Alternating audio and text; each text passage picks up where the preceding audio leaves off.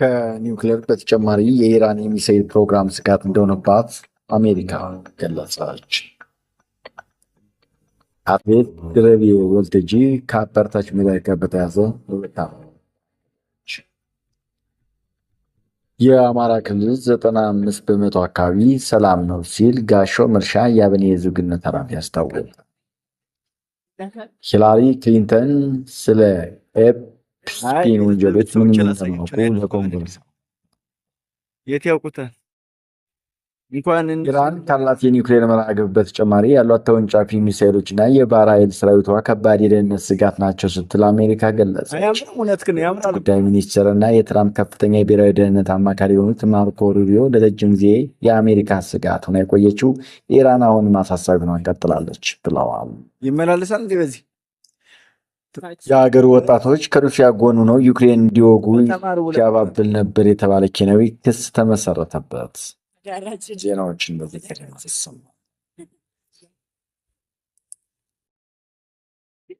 የኬንያ ፖሊስ ወጣቶችን በስራ ዕድል ሽፋን ወደ ሩሲያ እንዲሄዱ በማግባባት በዩክሬን ጦርነት እንዲሳተፉ እያደረገ ነበር የተባለ ግለሰብ ላይ ክስ መሰረተ።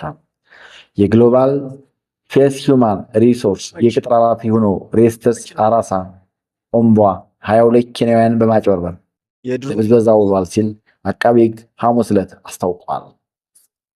ተጎጂዎቹ ባለፈው መስከረም ወር በዋና ከተማ ናይሮቢ አቅራቢያ በምትገኘው አቲ ሪቨር ከሚገኝ አፓርታመንት ውስጥ እያሉ ወደ ሩሲያ ከመጓዛቸው በፊት ተይዘዋል። ይሁን እንጂ ሌሎች 3 ግለሰቦች ከኬንያ ወጥተው ስለነበር በጦር ግንባር ላይ ጉዳት አስተናግደው ወደ ሀገራቸው መመለሳቸውን አቃቤ ሕግ አክለዋል። የ33 ዓመቱ ኦም ዋምባ የተመሰረተበትን ክስ ጥፋተኛ አይደለውም ሲል አስተባብሏል። ባለፈው ሳምንት የኬንያ ብሔራዊ የስለላ አገልግሎት ኤንአይኤስ ሪፖርት እንዳመለክተው በድምሩ 1000 ኬንያውያን ከተጀመሩ 4 ዓመታት ባስቆጠረው የዩክሬን ጦርነት ከሩሲያ ጎን ሆነው ለመዋጋት ምለዋል።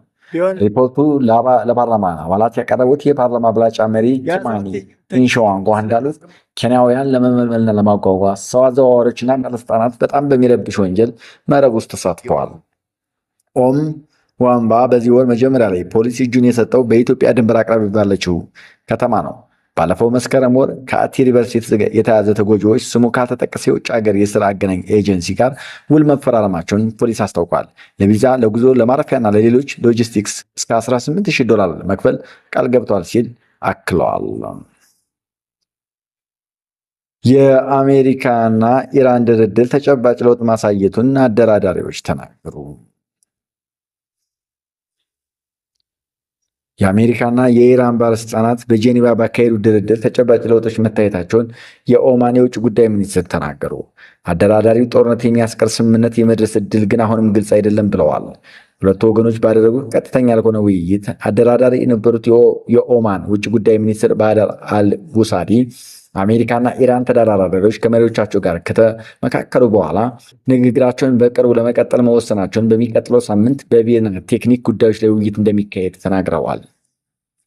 የኢራን የውጭ ጉዳይ ሚኒስትር አባስ አራግቺ ጥሩ እድገት መታየቱን ተናግረው በአንዳንድ ጉዳዮች ላይ ስምምነት ቢኖርም በሌሎች ጉዳዮች ላይ ግን አሁንም ልዩነቶች መኖራቸው ተነግረዋል። የሚቀጥለው ድርድር ከ1 ሳምንት ባነሰ ጊዜ ውስጥ እንደሚካሄድም ተናግረዋል።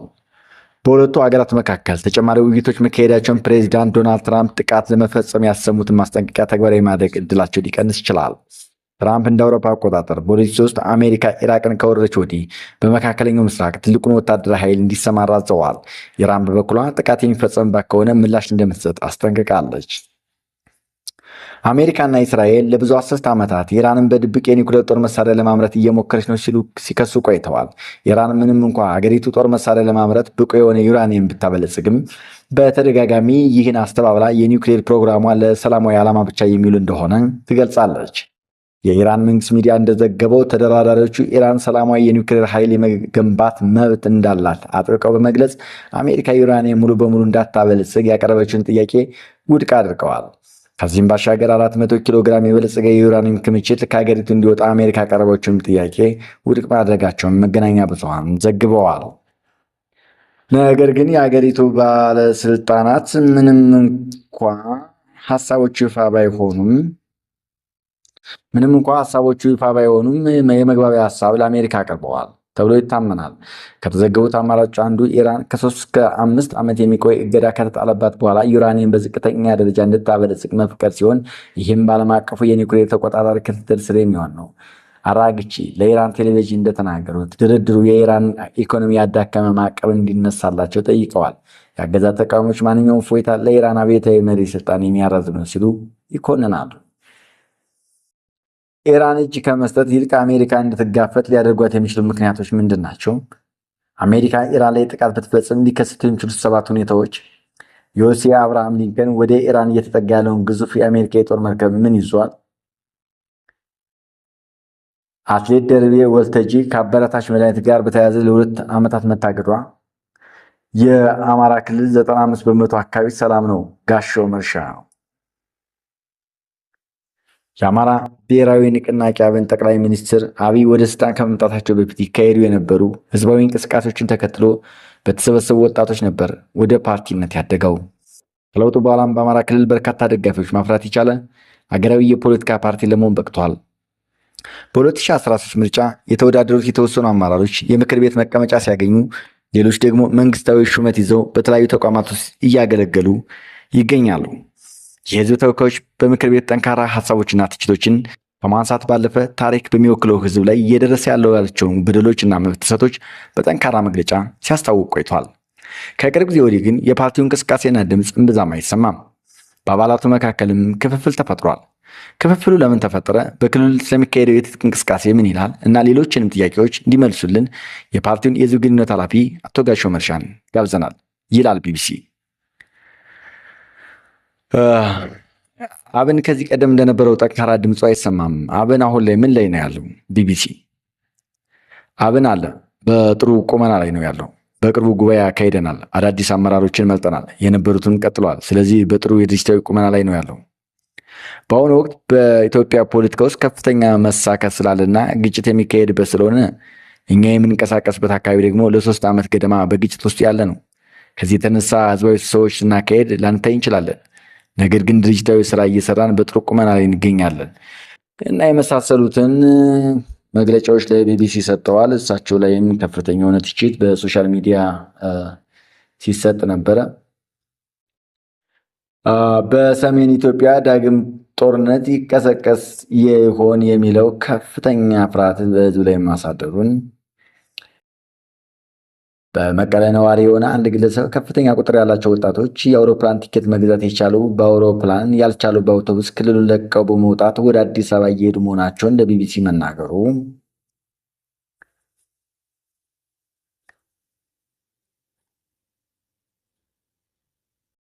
የተጠባቂው አርሴናል ከቼልሲ እና የሌሎች የእንግሊዝ ፕሪሚየር ሊግ ጨዋታ ግምቶች ቢቢሲ ማስነበቡ፣ የእንግሊዝ ፕሪሚየር ሊግ የዋንጫ ጉዞን ከሚወሰኑ ጨዋታዎች አንዱ የሆነው የለንደን ደርቢን ጨምሮ የ28ኛ ሳምንት ጨዋታዎች አርብ፣ ቅዳሜና እሑድ እንደሚካሄዱ መርሃ ግብር ወጥቶላቸዋል።